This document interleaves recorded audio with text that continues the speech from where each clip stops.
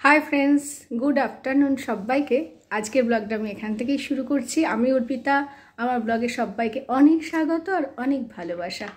আজকে রান্না বান্না দিয়ে ব্লগটা শুরু করে দিলাম সকালে। আজকে রান্না করব উচ্ছে ভাজা, লম্বা লম্বা করে উচ্ছে কেটে নিয়েছি, ভাজছি আর করব ডিমের ঝোল। দুপুরের হয়ে যাবে, রাত্রেরও হয়ে যাবে। ডিমের ঝোল করব, একবারে সব ডিম সেদ্ধ বসিয়ে দিয়েছি আর লাউয়ের ঘন্ট করব। লাউটা কিনেছিলাম দুদিন আগে, যেহেতু ফ্রিজ খারাপ, লাউটা বাইরে শুকিয়ে যাচ্ছে, দেখলাম আর রিস্ক নিয়ে লাভ নেই, তখন ফেলে দিতে হবে খারাপ হয়ে গেলে, তাই লাউটা ফটাফট বানিয়ে নিচ্ছি। আজকে হচ্ছে বৃহস্পতিবারের দুপুর। আজকে একটা খুব সুন্দর ব্লগ হতে চলেছে, পাশে থাকুন, দেখুন। সন্ধ্যাবেলা কোথাও একটু ঘুরে আসবো আপনাদের নিয়ে। প্রত্যেকটা ডিমই ভেজে নিচ্ছি, আমরা যেহেতু চারজন দুবেলা ডিমটা খাবো, তাই 8টা ডিম নিয়েছি। কি সুন্দর লাগে না ডিমগুলো ভাজতে, মানে অপূর্ব সুন্দর লাগে।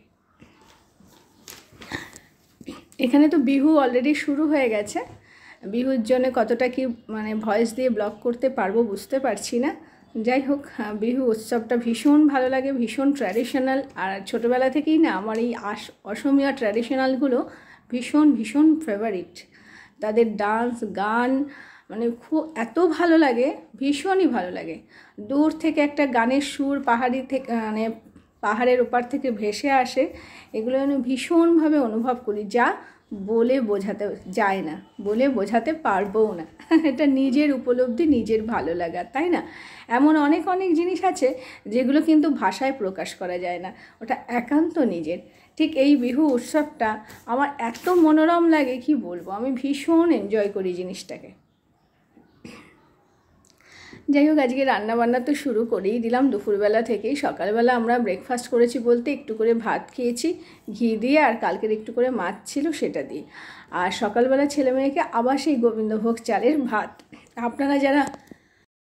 আপনারা যারা আমার ব্লগ দেখেন তারা মানে প্রায় ডেলি শুনতে পারবেন গোবিন্দভোগ চালের ফেনা ভাত। এটা আমার খুব মানে সংসারে ডেলি চলে বলতে গেলে, কারণ ছেলে মেয়ে এটা খুব ভালোবাসে।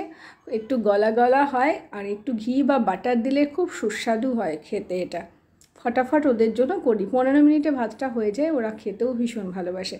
এটা আমি সবসময় কোথাও ট্রাভেল করব মনে করি, কোথাও হয়তো হাতের সময় নেই, ট্রাভেল করে ঘরে ঢুকলাম, এটা বসিয়ে দিই, ওদের খুব সুন্দর হয়ে যায়। আবার অলোকও খুব ভালোবাসে, যখন মনে করি আমরা খাবো তখন এটা আমরাও আমাদের জন্যও করি, নাহলে শুধু ছেলে মেয়ের জন্যই বেশিটাই করা হয়।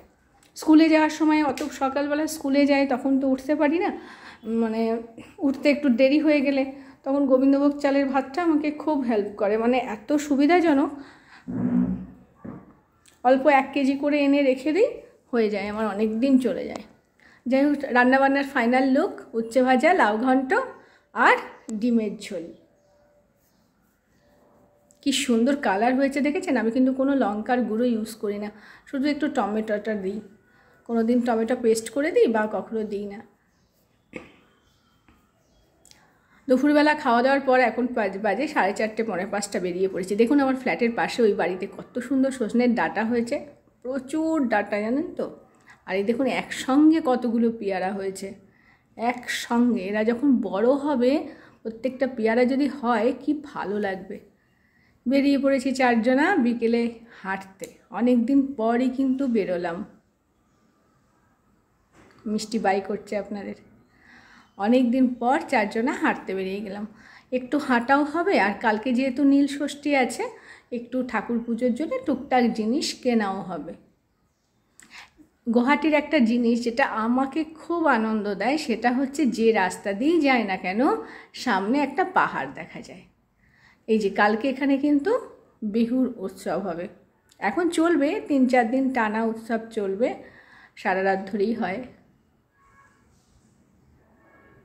লেখাটা খুব ভালো লাগলো, তাই আপনাদের সাথে শেয়ার করলাম। আপনারা একবার দেখে একটু পড়ে নেবেন, ভালো লাগবে। অনেকটা দূর যাব একটু ঘুরতে, সেই জন্য হেঁটে তো এতটা দূর যেতে পারবো না। টোটো পেয়ে গেছি, টোটোতে উঠে পড়েছি। আর টোটো চড়তে ফাঁকা রাস্তায় খুব অদ্ভুত ভালো লাগে। কেউ আমার মতন এমন আছেন যে টোটো চড়তে ভালোবাসেন? আমরা কিন্তু 4 জনাই টোটো চড়তে খুব ভালোবাসি।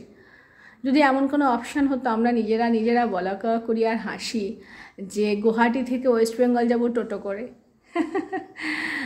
তা বোধহয় কখনো হবে না, কারণ খুব কমফোর্টেবল লাগে, খুব মানে আরাম লাগে এই জার্নিটা, ভীষণ ভালো লাগে। ছেলে মেয়ে বসে পড়েছে, দুই ভাই বোনে। একটু সন্ধেই হলো বেরোতে, আর একটু সকাল করে মানে বেরোলে ভালো হতো। খেয়ে দিয়ে উঠে মেয়ে একটু ঘুমিয়ে পড়েছিল, তারপর বেরোনো না। এই যে মন্দিরটা দেখছেন সামনে, এটা হচ্ছে নেপালি মন্দির। বিখ্যাত পশুপতিনাথ মন্দির আছে নেপালে, সেখানকারই একটা অংশ নিয়ে এসে এখানে প্রতিষ্ঠিত করা হয়েছে। এটা পশুপতিনাথ মন্দির। টোটোতে এত ঝাঁকুনি হচ্ছে, ক্যামেরা দুলছে পুরো।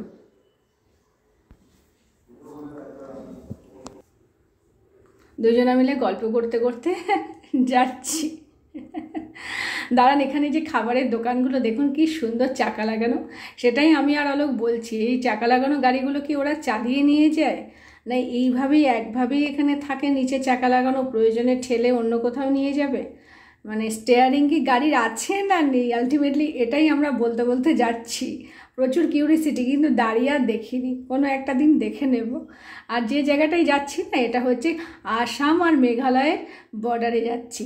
একবার গেছিলাম, কোনো একটা ব্লগে দেখেছেন, কিন্তু আজকে আবার অনেকটা বেশি এগিয়ে গেছি।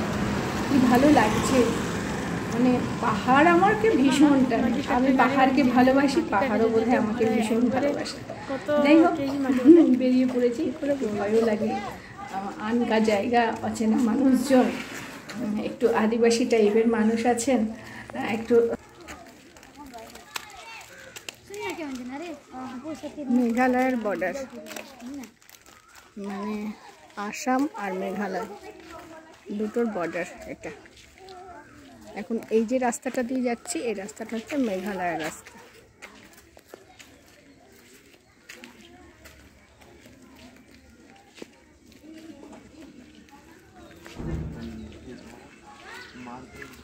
আগে এখানে বসে, হ্যাঁ, টোটো করে আমাদের ওই দিকটা একটু ঘুরে হাঁটতে হাঁটতে পাহাড়ের অনেকটা উঁচু ধাপে ওর এন্ডে যেতাম, পয়সা নিত না। বাচ্চাগুলো খেলা করছে, ওরা আমাদের দেখছে যে আমরা কোথা থেকে এলাম, আমরা ওদের দেখছি যে ওরা কি সুন্দর ওদের জীবনযাত্রা, একদম পাহাড়ের অনেকটা উঁচুতে উঠে পড়েছে। পাহাড়ে মানুষের এখান থেকে কিন্তু ফিরবো কি করে বুঝতে পারছি না। তাহলে কি বলছি, চলো খুব বেশি দূর যেও না, দেখুন এই বাড়িটা অনেকটা উঁচু, এখান থেকে কিন্তু টোটো পাবো না। নর্মালি এনারা যে কীভাবে নামেন বা ওঠেন, আর বর্ষাকালে তো ভীষণ দুষ্কর, এতটা গিয়ে নর্মালি হাঁটতে পারবে না, রান করে এতটা উঠে। আমি শুধু এইগুলোই ভাবি যে ওনাদের জীবনযাত্রা। অলোক বলছে তোমাকেও 7 দিনের জন্য পাহাড়ের উপরে কোনো ঘরে ভাড়া নিয়ে রেখে দেবো, ওরা কীভাবে থাকে কীভাবে করে। ওই দেখুন, ওটা হোটেল, দেখেছেন, ওটা মেঘালয়ের হোটেল। এখানেই কেউ বললেন যে ওটা হোটেল। কিভাবে থাকে, 7 দিনের জন্য রেখে দেবো, বাইরে থেকে কোনো খাবার দাবার দেবো না, ওদের মতন করেই 7 দিন জীবন চালাবে, তোমার সব কিউরিসিটি চলে যাবে। এই নিয়ে আমরা কথা বলছি, এই নিয়ে আমরা হাসাহাসি করছি, মজা করছি। দেখেন সামনের রাস্তাটা কতটা উঁচুতে, উঁচুতে ওঠা খুব কষ্ট, নামাটাও কষ্ট, স্লিপারি মতন হয়ে যায়, মনে হয় পড়ে যাব। আর এইগুলো না এত সবুজ, মানে এগুলো দেখতেও ভালো লাগে। এখানে কাঠের মিল আছে, মানে কাঠ মিল বলতে কাঠটা চেরাই হয়, তক্তা হয়, দেখছি ভালো লাগছে দেখতে। এগুলো সচরাচর তো এগুলো খুব অ্যাভেলেবেল মার্কেটে দেখা যায় না। আর দেখুন চারিদিকটা পাহাড়ে ঘেরা, সন্ধে হয়ে আসছে, সন্ধেবেলা হয়ে গেলে এখানটা কেমন লাগবে বুঝতেই পারছেন, একটু লাইট আর ঘন অন্ধকার। ওরে বাবারে, গা ছমছম কখন কি হয় এরকম একটা ব্যাপার। আমি কিন্তু খুব ভীষণ ভূতের ভয় পাই। আজকে ভয়েস ওভার দিতে একটু প্রবলেম হচ্ছে, বিহুর মাইক বাজছে, যেটুকু টাইম মাইকটা বন্ধ হচ্ছে সেটুকু টাইম ভয়েসটা দিচ্ছি, প্লিজ আপনারা একটু মানিয়ে নেবেন। আর যখন আবার মাইক চলছে তখনই ওটা স্টপ করে দিচ্ছি, প্লিজ একটু মানিয়ে নেবেন। একটা টোটো এসছে, টোটোটা কিন্তু প্যাসেঞ্জার নিয়ে যাচ্ছে না, কাঠ নিয়ে যাচ্ছে। আর ওপরে সৌন্দর্যটা দেখুন, পাহাড়ের ওপরে সারি দিয়ে সুপুরি গাছগুলো, মানে কি অদ্ভুত সুন্দর লাগছে। যারা প্রকৃতি আমার মতন ভালোবাসেন, আমি পাগলের মতন প্রকৃতিকে ভালোবাসি, সেই জন্য প্রকৃতি বোধহয় আমাকে নর্থ ইস্টে নিয়ে চলে এসছে। এই রাস্তাটা দেখুন রাত্রেবেলা কি ভয়ঙ্কর হবে, আর এটা কতটা উঁচুতে, একবার শুধু একটু ফিল করুন, তাহলেই দেখবেন মানে দারুণ লাগছে, মজা। আর এই রাস্তাটাও চলে গেছে একদম মেঘালয়ের ভেতরে কোনো একটা ডিস্ট্রিক্টে। এইটা মেঘালয়ের কোন ডিস্ট্রিক্ট আমি ঠিক বলতে পারবো না, আমাদের জানা হয়নি, মানে আমরাও সন্ধে হয়ে যাচ্ছে বলে ভয়ে কিউরিসিটিতে একটু তাড়াতাড়ি ফেরত আসার চেষ্টা করছিলাম। আর গাছে অনেক ছোট ছোট আম হয়েছে। কালকে নীল ষষ্ঠী, ভদ্রলোক যিনি বসেছিলেন টিনের ঘরে, তাকে বললাম ভাই দুটো আম নেব, বোটা শুদ্ধ আম লাগবে। উনি বললেন নিয়ে যাও। দুটো বোটা সেদ্ধ আম পেয়ে গেলাম। যারা নীল ষষ্ঠী করেন তারা তো জানেন বোটা শুদ্ধ আম দরকার হয়, ভোলেনাথের কাছে দিতে হয়। হয়তো মার্কেটে পেতাম না বোটা শুদ্ধ আম, যাই হোক ওইভাবেই চালিয়ে দিতাম, বাইরে কি করব বলুন। দেখুন গুয়াহাটির এই একটা সৌন্দর্য, মানে যে রাস্তা দিয়ে আপনি যাবেন না কেন সেই রাস্তাতেই পাহাড় পাবেন। মনে হবে গাড়িটা গিয়ে বোধহয় এবার সোজা পাহাড়ে ধাক্কা মারবে, কিন্তু না, পাহাড়ের আশপাশ দিয়ে আবার রাস্তা বেরিয়ে গেছে। এত ভালো লাগতো প্রথম প্রথম, এখনও কিন্তু দারুণ লাগে। আর পাহাড়ে সন্ধে নেমে এসছে। আর একটা কী ব্যাপার জানেন, যখন রাত হয়ে যায় তখন পাহাড়ের জোনাকি পোকার মতন সারাক্ষণ লাইট জ্বলতে থাকে, মনে হয় যেন দীপাবলি চলছে। ছেলে বলছে মামাম তুমি পাহাড়গুলো তোলো, পাহাড়গুলো, যারা পাহাড় ভালোবাসে তাদের ভীষণ ভালো লাগবে তোমার ব্লগটা দেখতে। আর এই পরিবেশগুলো কী সুন্দর, গ্রাম্য গ্রাম্য পরিবেশ, কি অসাধারণ পরিবেশ। ঘুরে বেরিয়ে চলে আসলাম, এখন বাজে সন্ধ্যে 6:35। গুড ইভিনিং, গুড ইভিনিং সবাইকে।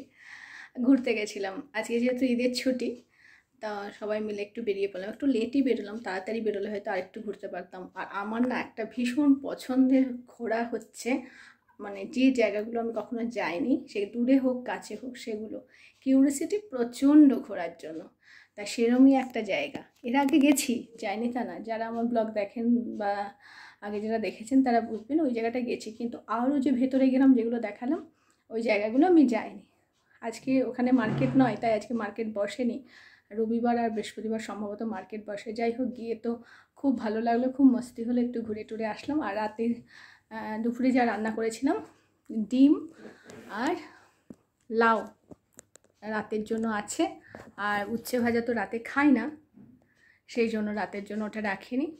আর ফ্রিজটা তো গেছে খারাপ হয়ে, এখন কি করতে হবে, প্রত্যেক দিন অল্প অল্প করে বাজার করতে হবে আর খেতে হবে। এখন আর বেশি বাজার হবে না, বেশিটাই ডিম সয়াবিন এই দিয়ে চালাতে হবে। অলোক বলছিল ফ্রিজের কথা, তা আমি বললাম নতুন বছরটা পড়ুক, বাংলার নতুন বছরটা পড়ুক, তারপর দেখা যাক কী হয়। দুদিন একটু স্থির থাকি, তাই না বলুন। কোনো কিছু খারাপ হয়ে গেলে ফটাফট কেনার থেকে দুটো দিন পার করে কেনাটা মনে হয় বেশি ভালো, আমার তো সেটা মনে হয়। জানি না কি লজিক, আমি এটাই দিতে পারবো না, তবু আমার এটা মনে হলো। অলোক গেছে আবার কালকে নীল ষষ্ঠী ফল আনতে, 5টা ফল বা 3টে ফল যাই পাক, আর একটু মিষ্টি আনুক, সকালে পুজো দিয়ে কালকে একটা দেখতেই পাবেন, কালকে কি খাওয়া দাওয়া আছে, কি বৃত্তান্ত, সবটা কালকেই বলবো, আজকে আর এত কিছু বলছি না। যাই হোক, খুব ভালো লাগছে আমার যারা নতুন ভিউয়ার্স আছেন, আর যারা আমার বাংলাদেশের মানে দর্শক আছেন বা সাবস্ক্রাইবার আছেন, তাদেরকে আজকে ঈদের অনেক অনেক শুভেচ্ছা। এই ভিডিওটা পাবেন হয়তো ঈদের পরের দিন, আজকে ঈদের দিন ভিডিওটা করছি, তাই বলছি সবাইকে ঈদ মোবারক। সবাই খুব ভালো থাকবেন, খুব এনজয় করুন, ভালো থাকুন, সুস্থ থাকুন। আর অবশ্যই সাবস্ক্রাইব করবেন, যারা সাবস্ক্রাইব করেননি এখনও, পাশে থাকবেন, কমেন্টস করবেন, শেয়ার করবেন। খুব ভালো লাগছে আপনাদের আমাকে একটু একটু করে আমার চ্যানেলের গ্রোথ, আমার চ্যানেলের মানে প্রোগ্রেস, এগুলো আমার ভীষণ ভালো লাগছে। যাই হোক, প্রচণ্ড গরম, ফ্যান অফ করে কথা বলছি, হ্যাঁ, কারণ এখন ফ্যান অফ করেই কথা বলতে হবে, না হলে শোনা যাবে না। আর মেয়েকে এখন দুধ খাওয়াবো ভাবলাম, দুধ হরলিক্স, কিন্তু ও বসে গেছে চিপস খেতে, ওর ড্যাডি ওকে চিপস কিনে দিয়েছে, ছেলেও তাই। তাড়াতাড়ি করে চলে আসলাম, ওর পূজা আসবে সন্ধ্যাবেলায়, বাসনটা মাজতে আর কিচেনটা পরিষ্কার করতে, কারণ জানি না ও এসে চলে গেছে কি না লক দেখে। যদি চলে যায় তাহলে খুব প্রবলেম, আর যদি চলে আসে তো খুব ভালো, কারণ কালকে তো নিরামিষ, কালকের জন্য আজকে কিচেনটা পরিষ্কার করে দিলে কি হবে, কড়াটা মেজে দিলে কালকে সকালবেলা থেকে আমি আবার বাকি কাজটা শুরু করে দিতে পারবো। নাহলে ওর আস্তে আস্তে 10:30 11টা বেজে যায়, তখন কাজ করতে শুরু করতে একটু সমস্যাই হবে। কালকে ছেলে মেয়ে দুজনেরই স্কুল আছে, অলোকেরও অফিস আছে।